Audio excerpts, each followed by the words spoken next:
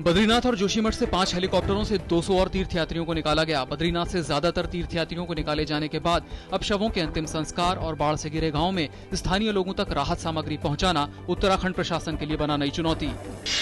उत्तराखंड सरकार ने कहा, कुदरत के कहर से प्रभावित लोगों को खाद्यान्न और जरूरी चीजें उपलब्ध कराना है उसकी प्राथमिकता। उत्तराखंड के आपदा प्रबंधन मंत्री यशपाल आर्य ने कहा, दूर दराज इलाके से अभी तक संपर्क बहाल नहीं हो सका है। मौसम विभाग ने 5 जुलाई से दक्षिण उत्तराखंड में भारी बारिश की आशंका जताई है। हालांकि 4 धाम यात्रा वाले उत्तरी उत्तराखंड के इलाके में हल्की बारिश का अनुमान है। उत्तर प्रदेश के कई हिस्सों में भारी बारिश से स्थिति गंभीर बनी हुई है। पिछले 36 घंटों से लगातार हो रही बारिश के कारण सभी प्रमुख नदियां उफान पर हैं। लखीमपुर खीरी, सीतापुर, बुलंदशहर, मुजफ्फरनगर, फर्रुखाबाद और बाराबंकी पर बाढ़ का सबसे ज्यादा असर है। असम में भी लगातार बारिश से 3 जिलों में बाढ़ की स्थिति पैदा हो गई है। चुनाव आयोग ने भाजपा नेता गोपीनाथ मुंडे को उनके उस बयान पर नोटिस जारी किया है जिसमें उन्होंने पिछले लोकसभा चुनाव में 8 करोड़ रुपए खर्च करने की बात कही थी। आयोग ने मुंडे से 20 दिन के भीतर अपने बयान के मामले में जवाब देने को कहा है।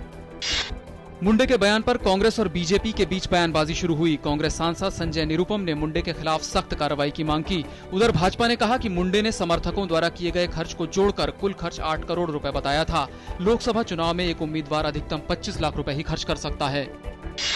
जस्टिस पी सदाशिवम होंगे भारत के अगले मुख्य न्यायाधीश। वो 18 जुलाई को सेवानिवृत्त हो रहे जस्टिस अल्तमस कबीर की जगह लेंगे। राष्ट्रपति प्रणब मुखर्जी ने जस्टिस सदाशिवम के नाम को मंजूरी दे दी है। 64 साल के जस्टिस सदाशिवम का कार्यकाल 26 अप्रैल 2014 तक होगा। वो भारत के 40वें प्रधान न्यायाधीश होंगे।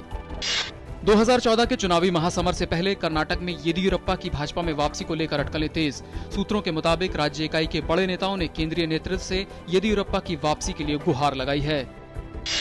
बांग्लादेश की जेल में बंद उल्फा नेता अनूप चेतिया को भारत वापस भेजा जा सकता है। बांग्लादेश की जेल में 16 वर्ष का समय गुजारने के बाद चेतिया और वहां कैद संगठन के अन्य सदस्यों ने अपने स्वदेश वापस लौटने के अधिकार के तहत भारत जाने की मांग की। देश के पहले नेविगेशन सैटेलाइट IRNSS-1A के सोमवार देर रात होने वाले प्रक्षेपण की सारी तैयारियां पूरी हुई। प्रक्षेपण यान PSLV-C-22 द्वारा इस उपग्रह को श्रीहरिकोटा के समीप सतीश धवन अंतरिक्ष केंद्र से प्रक्षेपित किया जाएगा। आईसीसी ने टेस्ट क्रिकेट विश्व कप की घोषणा की। पहले आईसीसी टेस्ट विश्व कप का आयोजन 2017 में इंग्लैंड में होगा, जबकि 2021 में दूसरे टेस्ट क्रिकेट विश्व कप की मेजबानी भारत को सौंपी गई। 2016 में T20 विश्व कप और 2023 में एक दिवसीय विश्व कप का आयोजन भी भारत में होगा।